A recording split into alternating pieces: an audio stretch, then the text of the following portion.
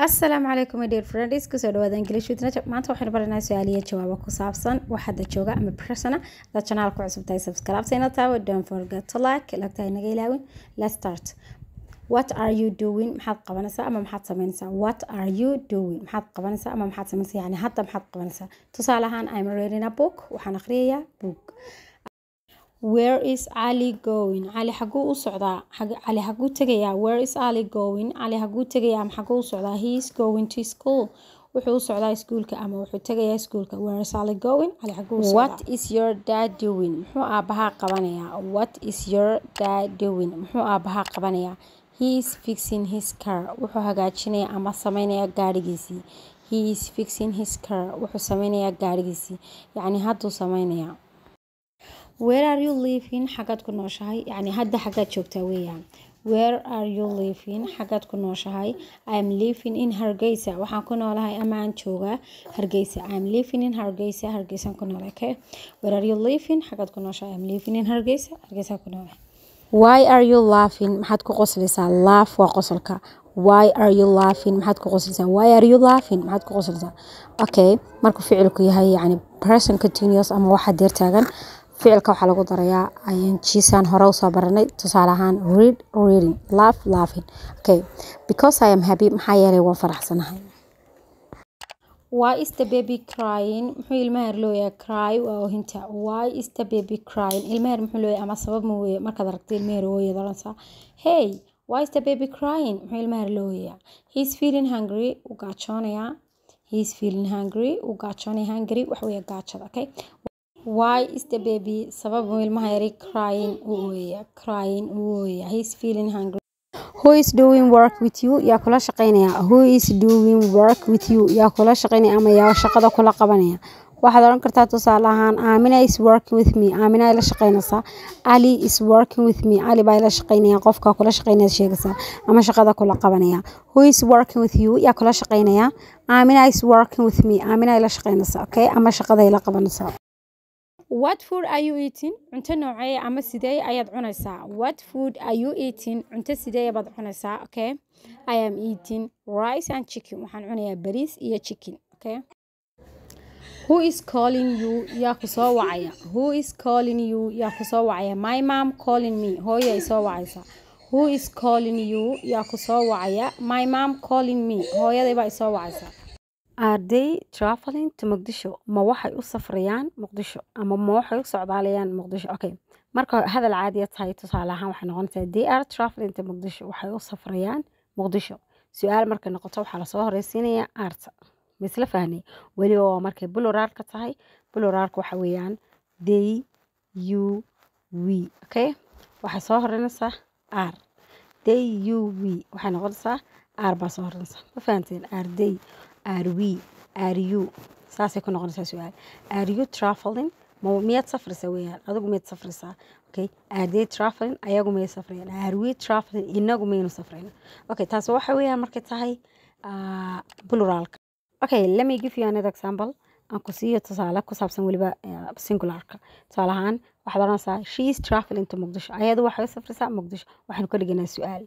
tusaale ahaan waxa weeyaan waa inaan samaha she waxay noqonaysaa caasho kale. waxaad oranaysaa is Aasha traveling to Mogadishu? Caashi ma waxay u safraysaa Muqdisho. ina sii tagaysaa darksan sad qof kale wadan oranaysaa is Amina traveling to London? Amina ma London bay aadaysaa. waxaad oranaysaa is Ali traveling to Hargeysa? Ali ma wuxuu u safrayaa Hargeysa? marka yes he is traveling saasaad uga jawaabaysaa. ha wuxuu u safrayaa halkaas.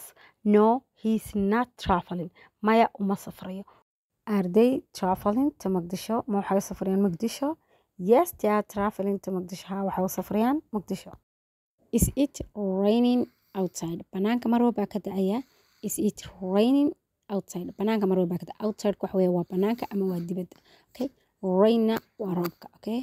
Is it raining outside? banaanka mar walba ka da'aya. No, it's not raining. maya roob ma jiro. roob kama da'ay. Okay. waasaan soo sheegnay tani waa singularkii.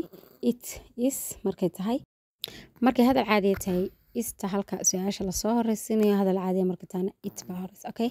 waxay noqonaysaa it is raining outside. banaanka roob baa ka da'aya.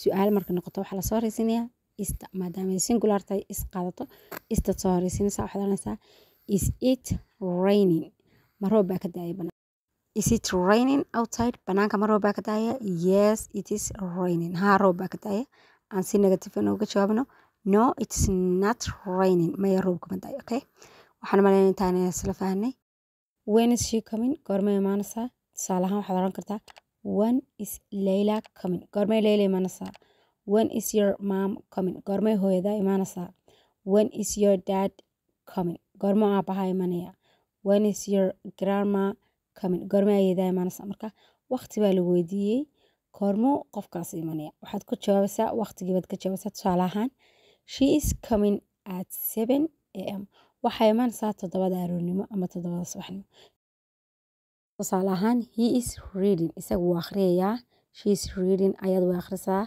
okay I am reading anigu waan akhriyayaa they are reading ayagu way akhriyayaan we are reading yani inagu waynu akhriyaynaa iyo you are reading adigu waad akhriyaysaa aynu ka dhigno yani su'aal bal okay waxaan ka dhignaa bal su'aalo markay tahay ficil sameeyahaagu markuu yahay they you we ama uu yahay plural waxaad ka horeysanaysaa are markay su'aasha tahay tusaale ahaan are they reading ayagu may akhriyayaan are you reading adigu miyaad akhriyaysaa are we reading inagu maynu akhriyaynaa okay markay tahay singular ama ay tahay yani ficil sameeyahaagu yahay he she it waxaad ka horeysanaysaa is markay su'aasha tahay hadda waxaan kuu sheegay waxa weeye waa question form ama markuu qaabka su'aaleed yahay present continuous-ka ama ficilka ama yani tense-ka loo yaqaano tense-ka present continuous-ka aynu haddeer su'aalihiisa ku guda jirno is baad ka soo horeysanaysaa markay tahay singular tusaale ahaan she is reading sorry is she reading ayad may akhriyaysaa